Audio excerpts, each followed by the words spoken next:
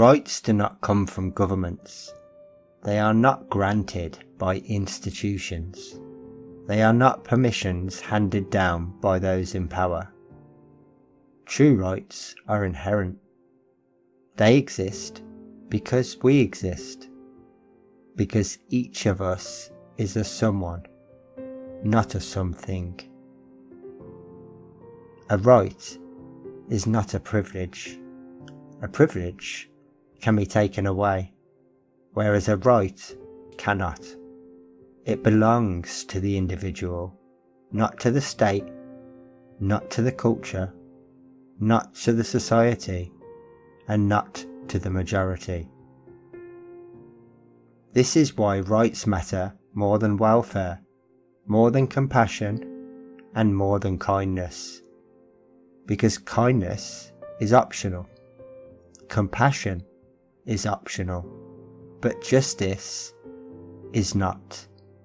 When rights are violated, it is always injustice, no matter how gently it is done.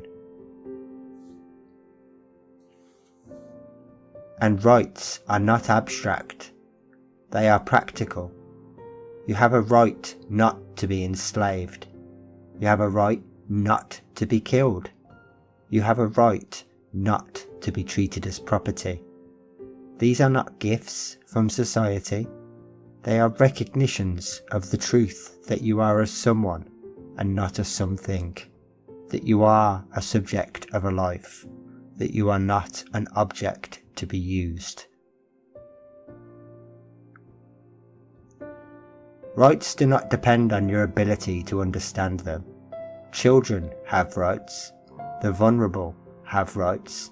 You do not need to comprehend oppression to be a victim of it, and you do not need to understand injustice to deserve protection from it.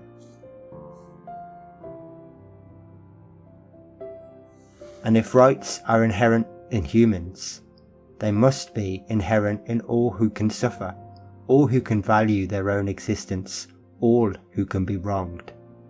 The line between human and non-human is not a line of morality, it is only a line of prejudice.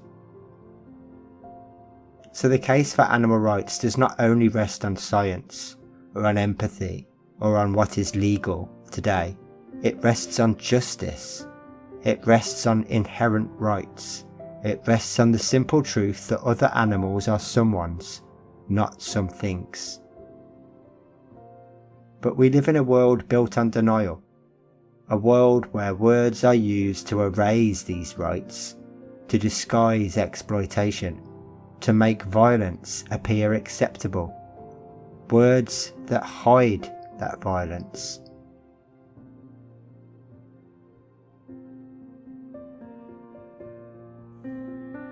We live in a marketplace of illusions. Industries that profit from exploitation know the violence they sell cannot be shown plainly, so they sell their words instead. Humane, ethical, sustainable, regenerative, grass-fed, cruelty-free, organic. Each word is chosen with precision, not to describe reality, but to disguise it. Not to protect the victims, but to protect the conscience of the consumer. But the most effective advertising is not on billboards or in glossy campaigns. It is in the mouths of the public themselves. The greatest promoters of animal products are not the companies. They are the consumers who repeat their slogans as if they were truths. Ask someone why they eat animals, and listen. I only buy free range. It's organic. It's cruelty-free.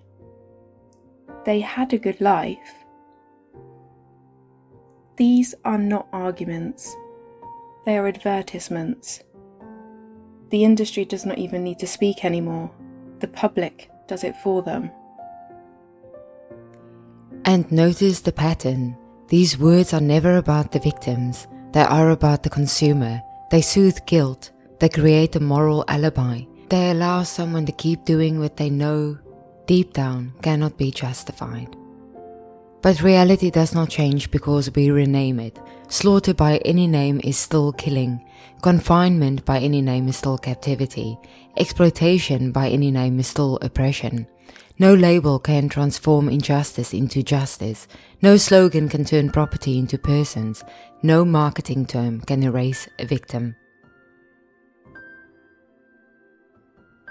The problem is not that these words are inaccurate.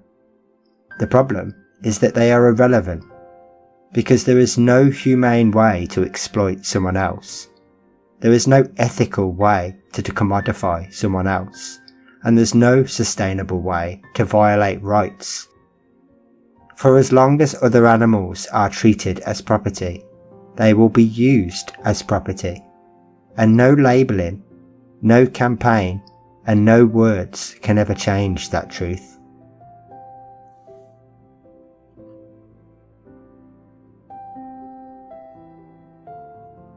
The industry does not only control its own language, too often it controls ours. We will say, stop animal cruelty. We will say, end animal abuse. We will say, reduce the suffering. But these are the very slogans used by welfare charities and the regulators, the same institutions whose role is not to end exploitation, but to make it appear acceptable. When we speak in their words, we are not challenging any system. We are echoing it. Think about what happens when we say, stop cruelty. To us, it means stop exploitation. To the public, it means stop the extreme, stop the unnecessary, stop the outliers.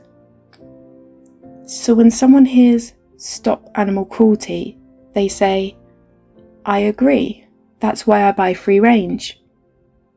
I agree, that's why I support higher welfare farming. The very words we use to fight injustice become the words that excuse it. Cruelty is not the issue. Use is the issue. Ownership is the issue.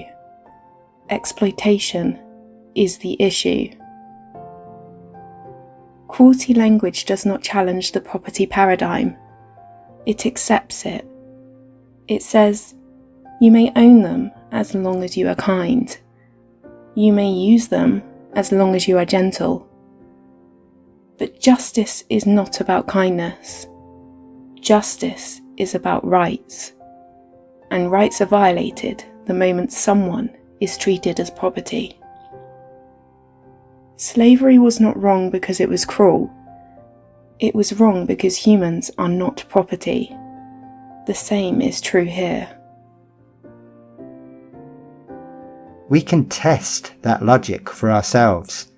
If cruelty is the problem, then removing cruelty should remove the injustice. But imagine a world where animals are confined, bred, and killed, all without pain, all without fear. Imagine a world where they die quietly, gently, peacefully, in their sleep at the moment most profitable for the owner. No cruelty, no suffering, and yet still exploitation, still ownership, still property, still use. Now, would that be justice? Of course not, because the wrong is not the presence of cruelty, it is the denial of their inherent rights, it is the very use itself. So when we reduce our demand to stop cruelty, we concede the core of our case. We give up abolition in exchange for a softer cage or nicer treatment. We literally ask for less than justice. Some will argue, but all use is cruel, all exploitation is abuse, and perhaps among activists that is understood, but language is not about what we mean, it is about what people hear. And to the public, cruelty means extremes. It means the sadist who kicks a dog, it means the footage of cages so small they cannot move. It means what can be cut out while leaving the system intact. That is why cruelty works so well for the industry, because cruelty can always be reduced while use continues. Exploitation, by contrast, is precise. It does not bend to interpretation. It does not depend on how nicely the victim is treated. It names the act itself, using someone as a resource, owning them as property, reducing their life to a means never an end. So yes, all use is cruel, but if we call it cruelty, the world will hear, use them better. If we call it exploitation, the world will hear the truth, do not use them at all. If the words we use matter this much, then our movement must choose them with precision, because language can either expose injustice, or it can continue to hide it.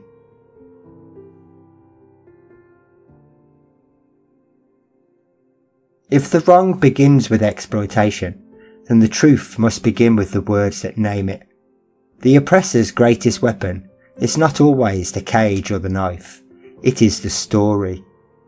The story that tells us that this is necessary, that this is kind, it's what we've always done, that this is something other than what it is.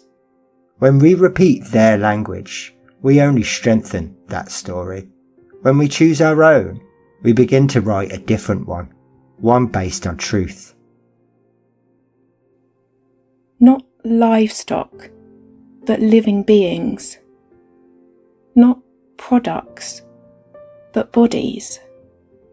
Not it, but someone. Not harvest, but killing. Not processing, but dismembering.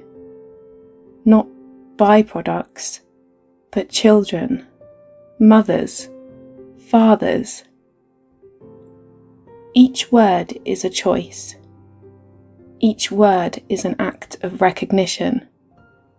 And when we speak with clarity, the illusion collapses. This is not about semantics, it is about morality, because language shapes imagination. When we speak of animals as property, we imagine them as property. When we speak of them as individuals, we imagine them as individuals, and imagination becomes action. Every justice movement in history has known this. Slavery ended not because oppressors grew kinder, but because people began to name slavery as a crime. Women gained rights not because patriarchy softened, but because women named their repression as injustice. Language was the spark. Clarity was the weapon. So let us be clear. The wrong is exploitation. The wrong is property status. The wrong is use itself. There is no such thing as humane exploitation. There is no such thing as ethical property. There is no such thing as sustainable slavery. And there is no such thing as compassionate commodification. Justice demands more than just softer cages. Justice demands abolition, the recognition that other animals are not things to be used, but persons with rights of their own. And it begins with us, with the words that we choose, with the stories that we tell, because words can hide violence, or they can expose it. They can pacify, or they can liberate. So let us speak truthfully. Let us speak consistently. Let us speak for justice. And let our language be the first act of liberation.